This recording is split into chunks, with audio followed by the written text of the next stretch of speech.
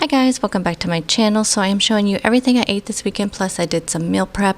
So just remember, on my weekends I don't just have a structured like breakfast, lunch, dinner, snack like I do during the weekday when I'm working. So it's really just kind of a lot of grab and go stuff. My meal prep includes a keto chocolate chip cookie recipe, which is also a pumpkin chocolate chip cookie recipe, I should say. My nut clusters I've been getting a lot of questions about, so I will share all that with you, plus everything I ate this weekend. So let's get into the video.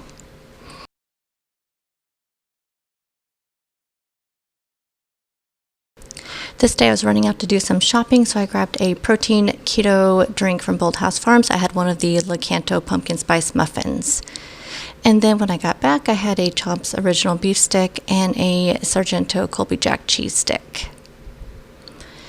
And I have been wanting to try this. I've seen this before where you wrap a burger in a low carb wrap. So I have the burgers in the air fryers. I'm just going to add the burger on top when it's done cooking. And then I'm just going to grill up the tortilla in some butter with some cheese. And here's what you get. So good. Make sure you cook the burgers first though, because they don't cook when you're just heating up the tortilla. But this was really good. Had some mayo and some sugar-free ketchup to go along the side of that. And then I ended this day with some Rebel ice cream. I had a serving of each of these. And then I started this next morning off with a Premier Protein with a double shot of Nespresso coffee. I love this. I used to have this all the time. Haven't had it in forever. One of my favorite snacks of late have been having these bell peppers with some cream cheese and everything but the bagel. So I have 3 tablespoons of cream cheese amongst all of these bell peppers. No, 2 tablespoons, and then you'll see what I'm doing with the 3rd tablespoon. And then I'm adding a piece of pepperoni on top. This is so good. You guys have to try it. It is really, really good. It's one of my favorite snacks. So this is something I've seen on TikTok where you take the tortillas, have a tablespoon of cream cheese, some everything but the bagel, one of the low carb wraps from Mission. We're going to roll it up and then fry it in some butter. Oh my gosh, you guys, these were so good. Highly, highly, highly recommend. Unless you don't want to stop eating them, because it was really kind of hard to stop eating them. So here's my whole little plate. This was my lunch kind of slash snack for this day.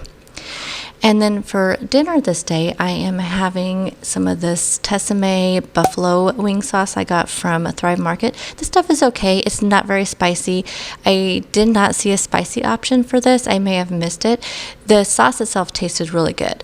So I'm cooking my chicken thighs in the air fryer after they're soaked, and then I just made it into a buffalo chicken salad with some blue cheese dressing and some blue cheese crumbles and some Colby Jack cheese. And I had some of this vanilla bean keto syrup I found at Marshall's. It is so good. So I ended my day with a really yummy cup of coffee. For lunch this day, I had the last of my burgers that I put in the air fryer with a slice of this hot habanero and jalapeno cheese, a couple pickle slices, and some avocado. Again, this was a very good lunch to have. I love to just cook up some burgers in the air fryer because it really just helps to have something to eat through the weekend. Ended my day with some roast beef I put in the Instant Pot, or actually in the crock pot, and also had some broccoli on the side. So this was my dinner for the day. And then I ended my day with one of the keto chocolate chip cookies that you guys will be seeing here at the end of the video, and a cup of coffee, the fall blend with salted caramel and the super creamer. Just a lot of fall vibes to this day. Now we're going to go into some meal prep. So the first thing I prepped were some nut clusters. So I'm using the salted caramel baking chips and the butterscotch baking chips. I have a half of a cup of each in these bowls with a half of a tablespoon of coconut oil. Those are going to go in the microwave for 30 seconds. You stir and then do another 30 seconds until it's nice and creamy. I have some pecan halves and some walnut halves and some almonds. I'm just going to distribute those evenly. I just did 1 pecan cut in half, 1 walnut cut in half, and then I did 3 almonds. And then after those were done microwaving, I just topped those off with the chocolate. Now I ran out of butterscotch chocolate. I didn't make enough, so I did do some dark chocolate to add to top of the butterscotch. These are really good, super easy. Go into the freezer for 30 minutes and you have a nice, yummy treat. Now for the cookies. So I will have everything listed down below in the description box, so all the measurements, but you need almond flour, you need the golden monkfruit sweetener, you need some granulated monkfruit sweetener, an egg, some pumpkin, some baking powder, and some pumpkin pie spice, and of course some dark chocolate chips. And you're just going to put everything into a bowl except for the chocolate chips, and you're just going to whip it up until it's nice and incorporated. Now this is going to be super thick, so keep that in mind, that you just want to get everything all mixed up, but it will be a thick batter. And then once you have everything all mixed up, you're going to fold in your chocolate chips. So just pour them in there, and then you will just mix those in. These are the chocolate chips from Bake Believe. They're just a little bit cheaper at Walmart, so I picked those up whenever I see those there. And then you're just going to go ahead and put these onto a baking sheet. I just used a small ice cream scoop, and it makes 12 really good sized cookies. This recipe actually said 24 1-inch cookies, but I was like, I'm just going to eat 2 of them anyway, so I might as well just do 12 big cookies. And that's what I did. I just don't see the point in doing these little itty bitty ones when I'm going to eat 2 of them. So I just put these evenly across my sheet. Now these do not spread out, so you want to go ahead and just kind of spread them out a little bit, but you can put them close together because they do not spread out. So you can go ahead and just kind of flatten them a little bit, which is what I ended up doing. And then these did go in my oven. I started out with 15 minutes, but they were not quite done. I think the original recipe said 12 to 14, which I think because they were smaller cookies, but mine were rather larger. So if you do larger cookies like me, mine took 25 minutes in my oven. Again, totally, probably you want to go by what your oven is. So I would start 15 and just go from there.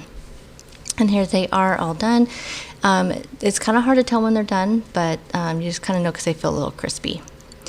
Next thing we're going to make is some egg loaf. I'm going to have this as French toast. So you need eggs, cream cheese, coconut flour, vanilla, baking powder, and cinnamon. I will have the original recipe linked down below.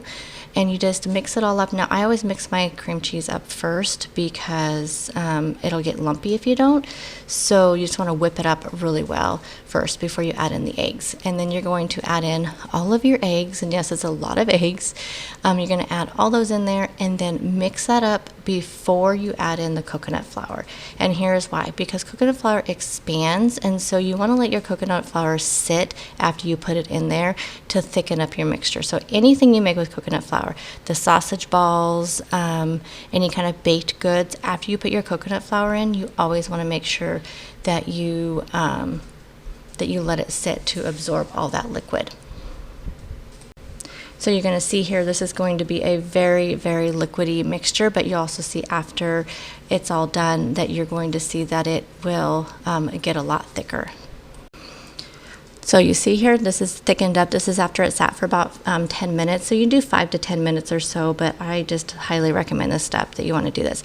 Now you want to put parchment paper in your loaf pan. I did not have any, so I used my parchment paper from my air fryer, so this looks ridiculous, but it totally worked. So just don't laugh, because there's like 5 of these squares in there.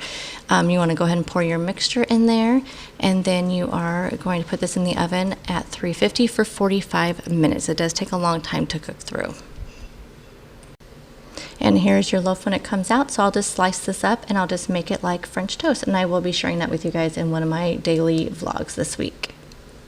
Next up, I just made some hard-boiled eggs, and normally I like to do it in my Instant Pot, but I was using my Instant Pot as a crock pot for my roast beef, so I couldn't do that, but these will go boil for 10 minutes. I bring them to a boil, put the lid on there, and then I take them off the burner and let them sit for 10 minutes in the hot water. Peel them. They did not peel as well as Instant Pot eggs, but they turned out pretty good. And then I also just cleaned up some fruit and diced it up and had it in my refrigerator, so I have that for the week. So as always, you guys, thank you so much for taking time out of your day to watch my video. Everything will be linked down below, so check that out, and just stay tuned this week for my daily vlogs, and I will see you guys then. Bye guys.